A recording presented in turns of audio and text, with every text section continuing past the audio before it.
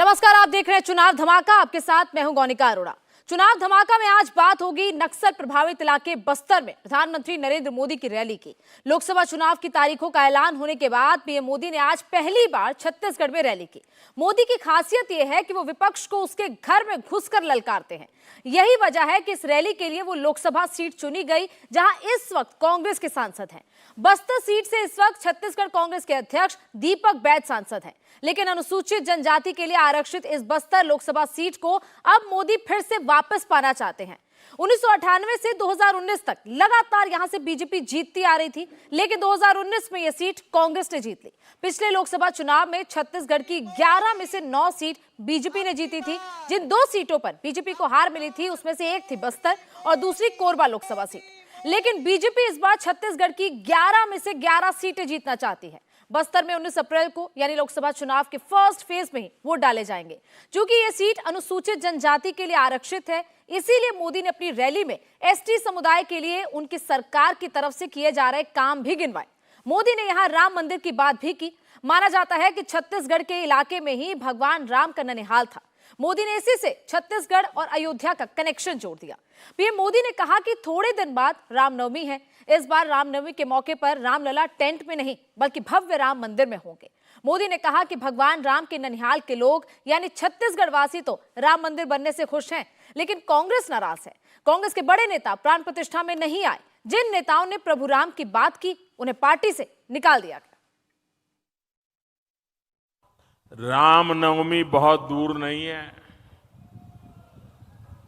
इस बार अयोध्या में हमारे रामलला टेंट में नहीं बल्कि भव्य मंदिर में दर्शन देंगे। 500 साल बाद ये सपना पूरा हुआ तो इसकी सबसे अधिक खुशी प्रभु राम के ननिहाल छत्तीसगढ़ को होना बहुत स्वाभाविक है। लेकिन कांग्रेस और इंडी गठबंधन राम मंदिर बनने से बहुत नाराज है। कांग्रेस के शाही परिवार ने राम मंदिर की प्राण प्रतिष्ठा का न्योता ठुकरा दिया। कांग्रेस के जिन नेताओं ने इस कदम को गलत बताया उन्हें पार्टी से निकाल दिया गया और एकाध दो जो अगर वहां पहुंच गए प्राण प्रतिष्ठा में प्रभु राम के चरणों में सर झुकाया तो उनको 6 साल के लिए पार्टी से निकाल दिया। ये दिखाता है कि कांग्रेस तुष्टीकरण के लिए किसी भी हद को पार कर सकती है। कांग्रेस ने जो घोषणा पत्र बनाया है उसमें भी मुस्लिम लीग की छाप है। साथियों, कांग्रेस को आज भी देश के लोगों की जरूरत से कोई लेना देना नहीं है। ये भाजपा सरकार है जो हर गारंटी जमीन पर उतार रही है। इसके बाद मोदी ने करप्शन को लेकर कांग्रेस पर अटैक किया। मोदी ने कहा कि आजादी के बाद से ही कांग्रेस ये सोचती थी कि उसे देश को लूटने का लाइसेंस मिला है, लेकिन उनकी सरकार ने कांग्रेस के लूट के लाइसेंस को खत्म कर दिया। मोदी ने कहा कि विपक्ष को भ्रष्टाचार से मतलब है। यही वजह है कि विपक्ष के नेता चुनावी रैलियां नहीं कर रहे बल्कि भ्रष्टाचार को बचाने के लिए रैली कर रहे हैं। लेकिन उनकी सरकार भ्रष्ट लोगों को छोड़ेगी नहीं, ये मोदी की गारंटी है। आजादी के बाद से कांग्रेस समझती थी कि उसे देश को लूटने का लाइसेंस मिला हुआ है। 2014 में सरकार में आने के बाद मोदी ने कांग्रेस की लूट का लाइसेंस ही कैंसिल कर दिया है। और मोदी ये लाइसेंस इसलिए कैंसिल कर पाया क्योंकि आपने मोदी को लाइसेंस दिया था।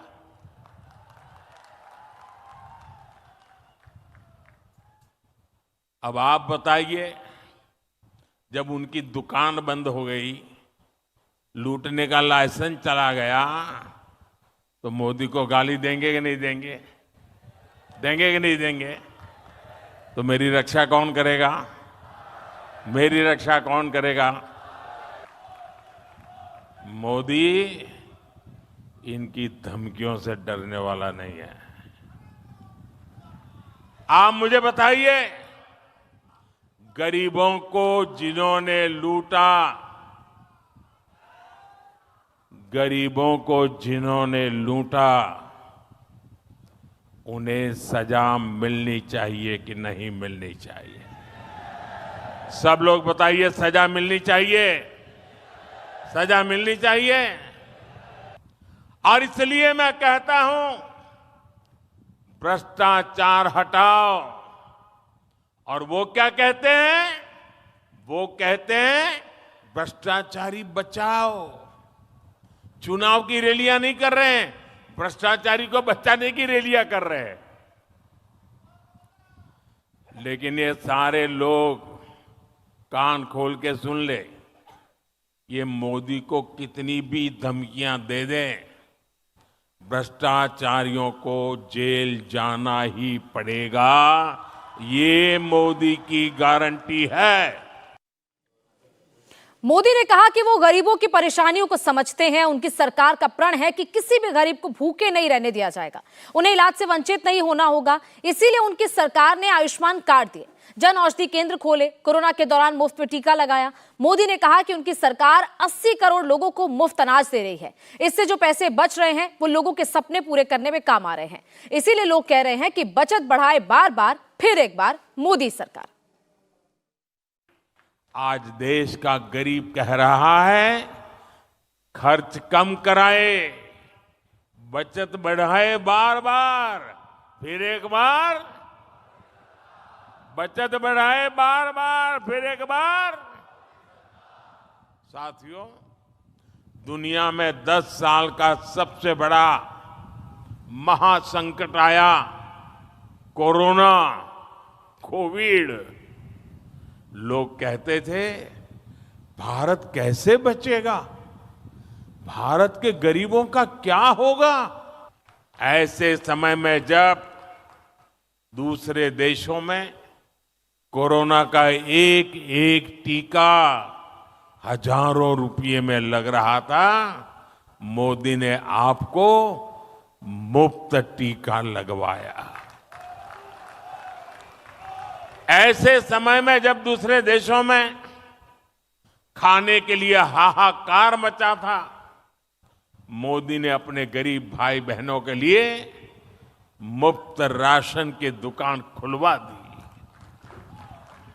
मुफ्त राशन, मुफ्त वैक्सीनेशन पर मोदी ने 4 लाख करोड़ रुपए से ज्यादा खर्च किए।